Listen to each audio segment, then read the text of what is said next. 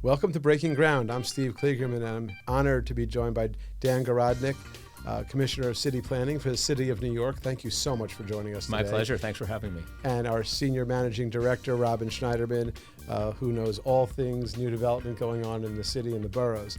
So here we're here to talk today about the City of Yes, the Midtown South rezoning, and what the impact of both of those amazing plans will bring to the city, both in affordable housing, in jobs, in construction, and opportunity. And it's amazing how quickly you and your department and the mayor's office have been able to execute on this. So tell us a little bit, how did this start? What was the genesis of this? Yeah, well, first of all, thank you for saying that. We appreciate it. And when Mayor Adams came into office, one of his biggest priorities was creating more housing throughout the city, also creating housing in areas that have been historically shut off from new housing. So we presented an opportunity to deliver on that promise, and that was our City of Yes for Housing opportunity proposal, which was designed to create a little bit more housing in every neighborhood of the city. So a very simple concept to say, like, let's open the door a little bit to allow for something to happen everywhere, and also to do it in a way where the impacts are not the sort of impacts that people frequently worry about in a neighborhood. We're talking about a little bit, like incremental change, but across a wide geography. So we presented that to him, opportunities for more affordable housing in medium and high density areas, opportunity for accessory dwelling units in low density areas, missing middle type apartment buildings, parking regulation changes, the whole package. And he said, we want to go for this. And so we put it forward, and, you know, we were really pleased to see this initiative, which was the biggest housing proposal in the history of the city, move forward, and the City Council passed it on December the 5th of 2024. Well, congratulations. Thank you. Thank you. Coming into his term, was this something that Mayor Adams had been thinking about for a long time? Was it something that kind of bubbled up when he started to talk to you? What made you think you can do this so quickly? Well, for one, this was a priority for him when he was running for office. So he charged us with with delivering on this opportunity.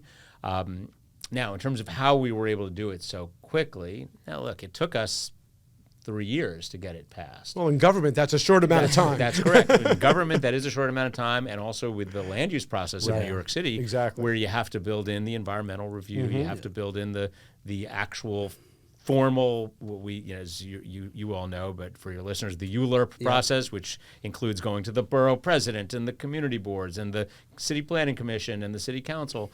That takes time. So really, you're right to say that it was pretty fast under those circumstances. Gowanus took 20 years. That's right. You took the words right out of my mouth. That's right. And this one we did in 3. Yeah. That's right. So, but with the political support, the mayor's interest, I think there's more of a recognition today about the need for housing supply. That's a change from all the time that I've been in government, that people are connecting the dots between the cost of rent and the lack of housing supply, and the pressures that people are feeling in different neighborhoods and the lack of housing supply. So we saw a moment. There was a general recognition of the need for us to take a big swing at it. And that's I believe, really pretty instrumental to how we got to where we did. That's super exciting. So, Robin, I know you've been really passionate about this. You've been sending me articles about this. You've been calling me about this. You've been talking to a lot of the commercial brokers about this as well.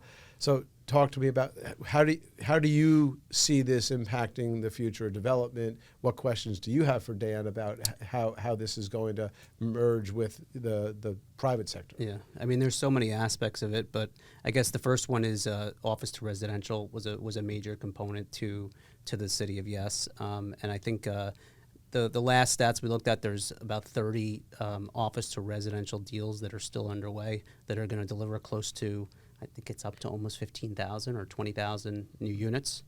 So that's critical, especially with coming out of the pandemic. There was, obviously some issues with some of these outdated, we'll call them office buildings. So that's going to bring tremendous supply. to Lower Manhattan, as well as Midtown East, which is an interesting corridor that has developed residential for a long time on First and Second, but now it seems to be pushing to Third and Lexington Avenue. So that's interesting. And then also from a new development perspective, I think that some of the allowing for more FAR in certain areas has been helpful for our clients just from an underwriting perspective. So it's been exciting to watch this unfold. Yeah. Well, those were both really important pieces of the puzzle for Yeah. us. Office to residential, the time was clearly right for that. Correct. I mean, coming out of the pandemic where you had nearly 20% vacancy rate in the commercial office buildings, and we have a 1.41% vacancy rate in rental housing. Yeah. Like the idea that you would marry those two opportunities and do something good for the world made a lot of sense. People recognize that. Office to residential conversions, as you guys know, is very complicated to do. The things that we saw were the limitations from the city's side, putting aside the actual limitations on an individual building perspective, were the date of eligibility. A lot of buildings were ineligible based on the date they were built, and the geographic limitations. You couldn't do these in significant parts of the city. So we changed the date of eligibility, made it much more modern, if you will, and then we also expanded the opportunity for a conversion to anywhere in New York City, so long as residential was actually allowed. So that was a biggie. And then, of course, as it relates to FAR, the state of New York had a limit on development of residential until last year. We fought and won the elimination of the FAR cap, which was 12 in New York Yes. City. And we are now putting those created tools to allow ourselves to actually do more than 12 FAR for a residential building in the City of Yes for housing.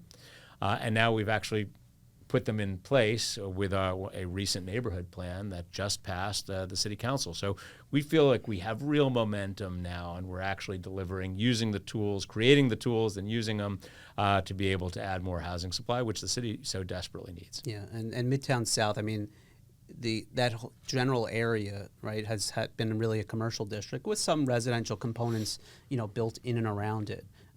But I think that was a tremendous coup, and I'm curious, how did you decide on Midtown South? You look at and I know there's other areas that are part of the Midtown South seems to get all the coverage, but there are areas I believe in Queens and also the Bronx that were part of this most latest rezoning. Right. So we have 5 neighborhood plans.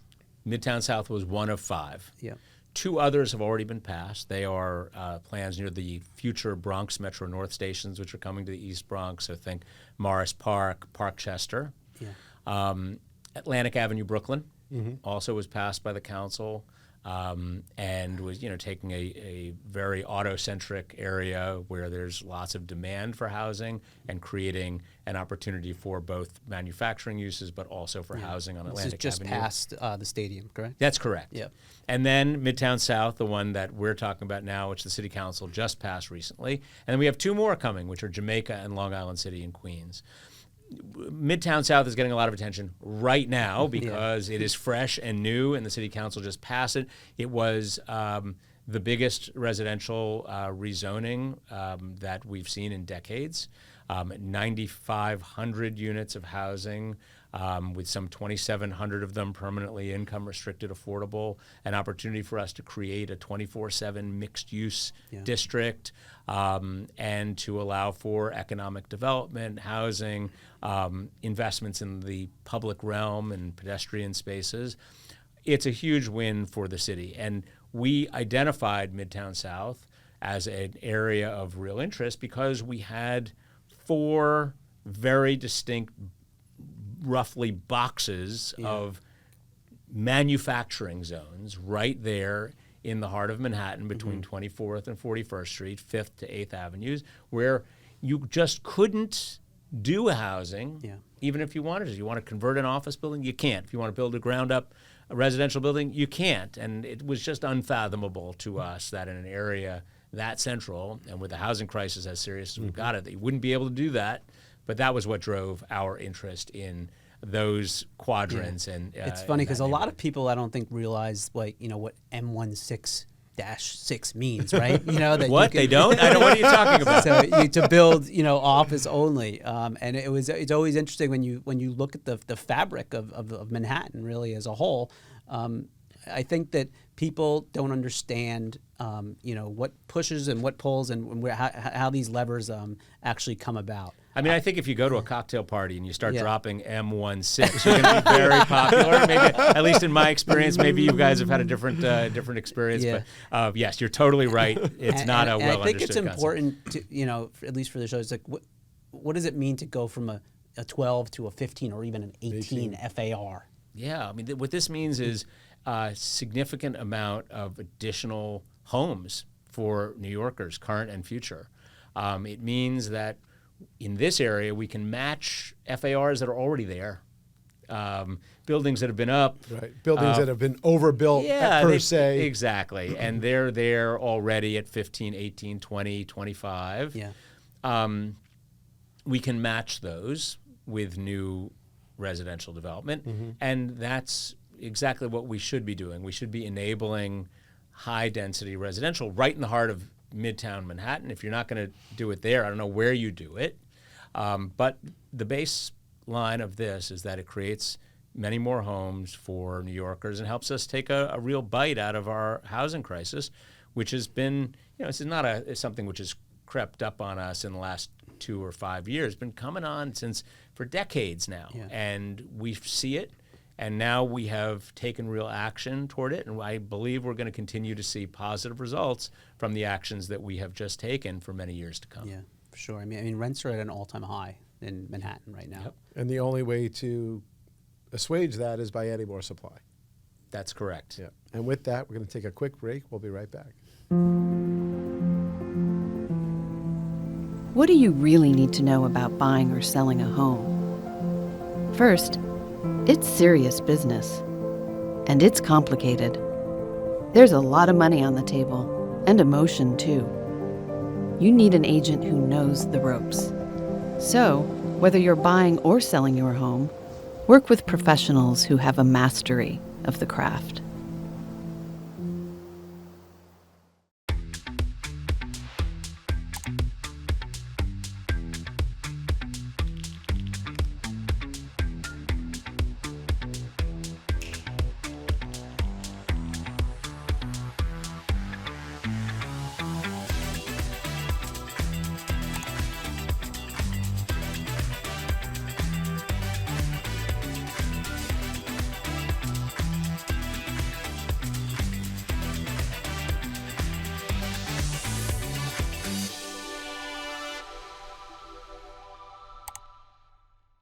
I'm Brian Scott Cohen, one of the top loan originators in the country, and the #1 mortgage originator at Guaranteed Rate Infinity.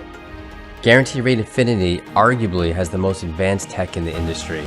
Our completely digital loan process makes it easy and efficient for homeowners, from a 15-minute pre-approval to the digital application and through closing. My team and I would love to help you get into the home of your dreams. All right, and we're back. So, Robin, our next topic, I think, is landmark TDRs, right? Yeah. For for everybody who doesn't really realize,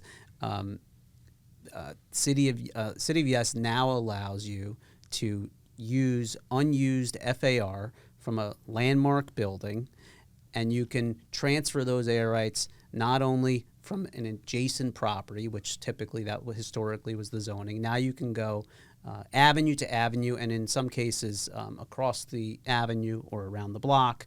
I'm fascinated with it. I've called all of our clients about it to see how they can maximize their site's potential with it. Tell us how that came about, because it makes complete sense in so many different ways, and I think these landmark structures will also have the ability to help improve their structures, I believe, is a component of it. Yeah, well, first of all, the whole philosophy behind allowing landmarks to transfer unused development rights comes out of our own landmarking law and subsequent court cases, which said, well, you know what, if you're going to actually lock in a building and not allow them to do anything. Well, you got to give them some opportunity to transfer off their development rights, which we did, and which we have had a program which is pretty onerous today, or I shouldn't say today anymore, has been onerous with a special permit requirement, special permit under New York City law, very complicated, takes time, takes energy, a lot of expense. And as a result, not a lot of landmarks took advantage of it. They could only, transfer development rights either right next door or across the street, as you described. And so we made that process in City of Yes a whole lot easier. We expanded the area, to your point. I think you described it exactly right.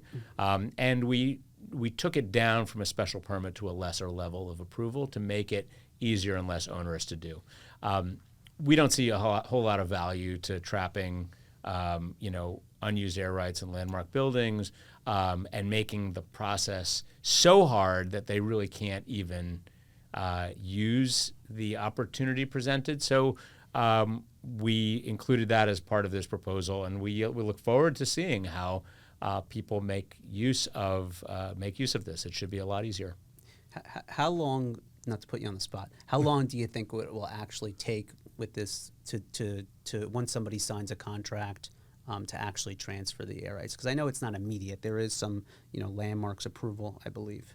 So there is some city approval, either an authorization or a certification with the City Planning Commission or with the chair of the City Planning Commission that could take a number of months as opposed to a number of years. Gotcha. So it is it really peels off a lot, and there's also all of the technical work necessary for a special permit, which is something that you will no longer have to do as a result of more streamlined rules here.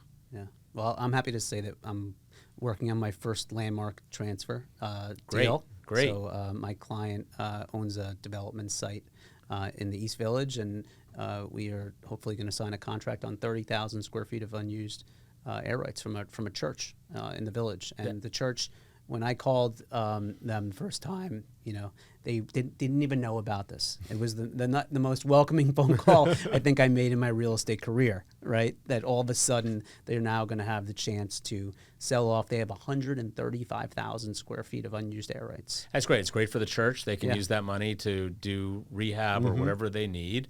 How far afield are they transferring the air rights? So it's from 2nd Avenue to 3rd Avenue. Okay. And across the avenue. So it's relatively far Right, so in terms of historical laws. Yep. Yeah, that's huge too, because I know years ago we were working with a number of churches up in Upper Manhattan, and they couldn't transfer their rights, and these churches are literally falling apart, and they really need to monetize those air rights in order to modernize their buildings and attract new constituents to their parish, because as the place gets hot, the air conditioning doesn't work, they move on to someplace else. So. Well, if you support landmark buildings, as I do, and you want to see them succeed, giving them the opportunity to have a boost like this is a really important piece of the puzzle. Yeah. And so I'm excited to hear what's going on. I expect we'll see more of that. Yeah. So going back to the upzonings, and you mentioned Long Island City and Jamaica. Tell us a little bit more about those. What areas of Long Island City and Jamaica? What are the changes that are hopefully coming pretty soon by the end of the year there? Yeah, well, we have these 2 neighborhood plans that are currently in the public review process. Jamaica was just approved by the City Planning Commission recently, and both are on a path to see a vote by the City Council before the end of the year. Jamaica, first in line of the 2, is focused in the area around the Jamaica Station, east and south of that central hub, where we see an opportunity to create lots of jobs and lots more new homes and to make significant investments into infrastructure. It's such a centrally located place. You can get to an airport, downtown Brooklyn, downtown Manhattan, within 20 minutes, and it is exactly the sort of place where you want to be able to see an economically diverse, robust with lots of housing opportunity. So we're excited that one is on its way, being now considered by the City Council. Long Island City, which has seen a lot of growth in recent years, has not seen a lot of growth in a particular part of Long Island City, the area right on the waterfront, at least north of Annabelle Basin and south of the Queensboro Bridge. And that is the area that we're focusing on for the Long Island City neighborhood plan, where we will enable housing. Again, it's another area where it's zoned for manufacturing today. The areas which are presently zoned for manufacturing and are in an industrial business zone a little further to the east of the area I'm describing, we will create more opportunities for manufacturing, adding density there so that an existing building could have a little more flexibility to grow and develop for job creation. But we think that this will be a really big win for Queens and for the city.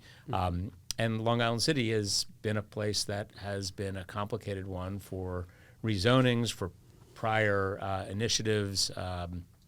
We're hopeful that this year we're going to be able to get it done. That's great. Would that Long Island City waterfront also then be serviced by the ferry and for transportation eventually? Yeah, so there's a lot of opportunities here, and some of this is still being worked out as we have this conversation with the council. But today it's a place with great access to transit. It's a great place for us to be adding more housing and investing in the infrastructure, and we think this is very, very promising. Yeah. Speaking of infrastructure, I read, was it yesterday or today, that the Second Avenue subway funding for the second phase was approved, which is a big win for the city as well. That's correct. I actually had the privilege of voting on that contract as a member of the MTA board yesterday morning. We approved a contract, which is a design-build contract for Phase 2, which will take the Second Avenue subway from 96 up to 125 and west, which will allow you to connect to the 125th Street station. Great for as a transportation initiative in its own right. Another 110,000 New Yorkers will be able to ride that stretch every single day. But it's also important for economic development. Yes. And for the creation of housing. There actually is a proposal that we're looking at right now, which would allow for more housing right on top of the future station that would be the end of the line, or at least the interim end of the line until we, maybe even take that Second Avenue subway further. But the end of this particular phase, there's a building that is being proposed for more housing right there on 125th Street. Great opportunity for us to do transit-oriented development, allow for economic development, and to extend a very important train line over to 125th Street. That's awesome. And it's funny, too. I was literally having lunch yesterday with a broker from our company who grew up in Harlem, and he said, why is East Harlem not seeing the development that Central and Western Harlem had said? I said, wait till the Second Avenue subway comes, and then lo and behold, we're lucky to see that. Thank you for voting yes on that and getting that accomplished, because it will be a huge economic boom for the east side of Harlem, the residents that live there now, and again, additional housing for the future. For sure, and it's one of those, one of those pieces of the puzzle for New York City. Our transit system has to work. When our transit system works, the city is working. When our transit system is not functioning to its max, the city is not working as well. This is like the lifeblood, both on state of good repair and also expansion projects. Really important, in both areas. So this one will be a really big addition. That's awesome. That's really great. So what, all these rezonings, I guess some people probably know, what percentage of the buildings will be affordable? What will the AMI tranches look like for some of the viewers? So we are using the city's mandatory inclusionary housing program, which is the most aggressive in the country, which requires between 20 and 30% of the units to be affordable permanently. We're mapping this, meaning that we are requiring this across the entire areas that we are making these zoning changes. So for all of those quadrants I described in Midtown South, for all of the area in Jamaica and Long Island City to come, it will be a requirement that when you do a new development that you include up to 30% permanently income restricted affordable. The AMIs for that, they are a range. Generally people are making use of a tax incentive to do that, like 485X, to be able to deliver that. That gets you up to 80% of AMI. The program that we passed in City of Yes for Housing Opportunity, which gives you a bonus for affordable housing. If you're using that, you have to blend it down to 60%, average at 60% of AMI. So there's real affordability there and real opportunity for us to deliver a lot of affordable units as part of all of these neighborhood plans. Yeah. And was there any reason why it was not able to build condominium and only rental in some of these rezonings? Because you can't. I don't think you could do a condo in Midtown South because you would. It requires the affordable component. Is that correct? You can, if you can find a way to deliver it, you can do it under zoning. Zoning is neutral as to whether you're what the legal structure is of your building, whether you do rental, co-op, condo. Zoning is zoning. It just says, hey, here's the shape form. You have a requirement to deliver a percentage as affordable. Now, it may not work with existing programs, tax incentives and otherwise, but that's a separate question. Right. So that's separate, so it's not that it's barred. Yep. It's just that it may not be a perfect fit with existing incentives that would enable the thing to be delivered. But zoning is neutral on that. That makes a lot of sense. So in your first 3.5 years, you delivered about 100,000 new units to the marketplace. What's the goal for the City of Yes and these rezonings? That's great. Now, just to be clear, the 100,000 units, which by the way we just crossed, Congrats. was what we have enabled through zoning changes in New York City in the last 3.5 years. And that included City of Yes for Housing Opportunity, included the neighborhood plans that have already been passed. That gets us to 100,000. If we pass Long Island City and Jamaica, we'll be at 130,000, and all within a 4-year period of time. So we are really excited about this action that we have taken in the past several years. It's unprecedented and also really important that we did it. It was based on responding to an actual need that everybody saw, but that we were willing to take a really big swing at, and were able to be successful. So we hope we are able to continue and building on that success in both Jamaica and Long Island City. But we feel very proud of the 100,000 mark that we just hit with the passage of Midtown South. No, you absolutely should take a lot of pride in that and scream it out, because it's something that I think a lot of people don't realize how hard it is to do, again, in the short amount of time that you did it. I know what everyone just said, 3 or 4 years sounds like a long time, but again, when you look at a Gowanus situation, that's a 20-year process. You look at other cities, San Francisco, it could take decades to get things done. So what you all have accomplished here is tremendous. Robin, you have any closing questions for Dan before we let him get back to his important job? Keep it coming. Keep on pushing. Thank you very much. Anything you want us to know in closing that might be helpful for the future? Well, I would just add that we are having a hard look right now at Manhattan as a place for housing opportunities specifically. We've been engaging publicly, various communities of Manhattan, thinking about where we could add housing in Manhattan. So we look forward to coming out with a plan at the end of this year, which will share some of the results of what we have found. ManhattanPlan.nyc is the website if people want to share their views and participate. We'd be very happy to hear from them. Well, Dan Garodnick, thank you so much for your time. And again, congratulations on all that you accomplished. Thank you. It's good to be here. Until next time.